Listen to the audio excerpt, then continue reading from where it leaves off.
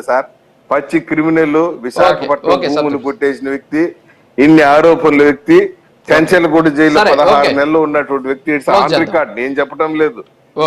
ఈ రోజు పోయి జైలు రికార్డు చూసుకుని ఇంత పెద్ద ఒక ఆర్గనైజ్డ్ క్రిమినల్, ఆర్గనైజ్డ్ క్రిమినల్ నేను వ్యవసాయం చేసుకుంటాను, పండిస్తాను, టెంకాయలు పండిస్తానంటే ఏదైనా నమ్మశక్యంగా ఉందా?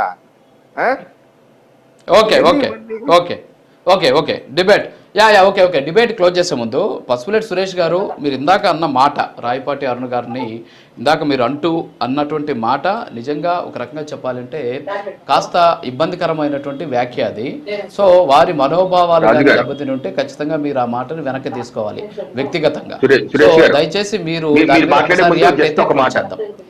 మీరు మాట్లాడే ముందు నా మాట ఏంటంటే, సురేష్ గారు ఒక మాట ఏంటంటే, మీరు యాక్చువల్ గా మీ పార్టీ ఏమన్నా సెకండ్ హ్యాండా అని అనాల్సిన మీరు సెకండ్ హ్యాండా అన్నారు.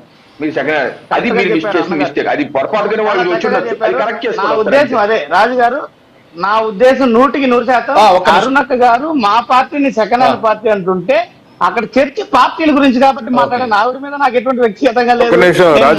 డిబేట్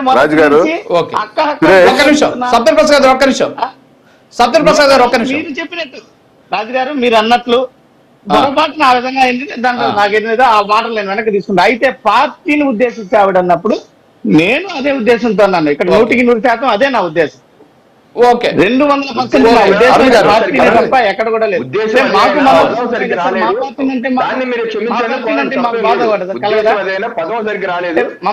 మీరు ఆ ఓటు వెనక్కి తీసుకోండి. వారి మనోభావాలు దెబ్బతిన్నాయి కాబట్టి మహిళల మీద మనకు ఎలాగో ఖచ్చితంగా గౌరవం ఇవ్వాలి కాబట్టి మీరు వీలైతే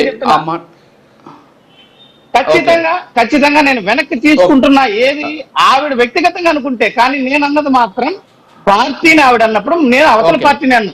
దీంట్లో ఎటువంటి అనుమానము లేదు, దాంట్లో ఎటువంటి సందేహం లేదు సార్. ఒక్కసారి ఒక 30 seconds మీరు రియాక్ట్ కావండి, క్లోజ్ చేద్దాం ప్లీజ్. అరుణ్ గారు.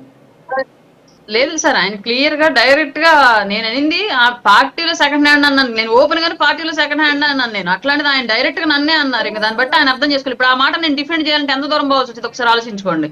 ప్యానల్ మొత్తం పెంట అయిపోద్ది. అందుకే నేను సైలెంట్ గా ఉన్నాను. ఆయన విజ్ఞతకి వదిలేస్తాను ఆ విషయాన్ని. ఇదే మాట వాళ్ళ ఇంట్లో ఆడవాళ్ళని అడిగితే, లేదంటే వాళ్ళ పార్టీలో ఆడవాళ్ళని అడిగితే ఎలా రియాక్ట్ అవుతాడు ఆయన ఒకసారి అర్థం చేసుకోమని చెప్పండి అంతే.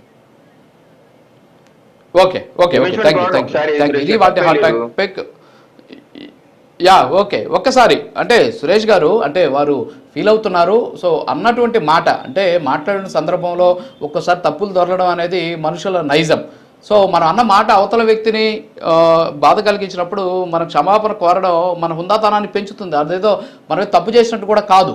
సో కాబట్టి మీ వైపు నుంచి ఆ ఒక్కటిగా తప్పకుండా మీరు ఆ ఉద్దేశంతో అనుకున్నట్లయితే నా వైపు నుండి ఆ మాటలను వెనక్కి తీసుకుంటున్నాను, స్పష్టంగా చెప్తున్నా.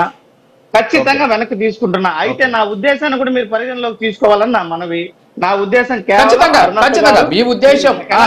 అన్నప్పుడు నేను ఆవిడ చర్చతో చేశాను. ఆవిడ మాటతో నేను తిరిగి నా యొక్క అంటే నోట్లో నుంచి మాట దొరికింది కాబట్టి మాట దొరికింది కాబట్టి మీ వర్షన్ అదే అయినప్పటికీ కూడా మాట దొరికింది కాబట్టి ఇది మన పబ్లిక్ ప్లాట్ఫామ్ లో ఉన్నాం కాబట్టి ఇది జనాల్లోకి వెళ్లకుండా ఉండాలి అంటే సో మీ వైపు నుంచి క్షమాపణ చెప్పేస్తే క్లోజ్ చేస్తాం. 1కి 2 సార్లు చెప్పాను.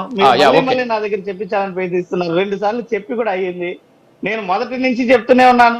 నేను ఎక్కడ కూడా మాట్లాడాను, పాలసీల మీద మాట్లాడాలని పట్టుబట్టింది నేను. ఇలాంటివి ఏదైతే అనవసరమైన నేను సురేష్ గారు అంటే మాట్లాడిన సందర్భంలో ఒక్కసారి తప్పులు కూడా దొర్లుతూ ఉంటాయి. సో అదేదో మనం ఇంటెన్షన్ గా అన్నటువంటి సందర్భాలు కూడా ఉండవు కాబట్టి సో ఆ సందర్భంలో మన గౌరవాన్ని పెంచుతుంది మనం తీసుకునేటటువంటి డెసిషన్. సో ఇది వాళ్ళ హాట్ టాపిక్.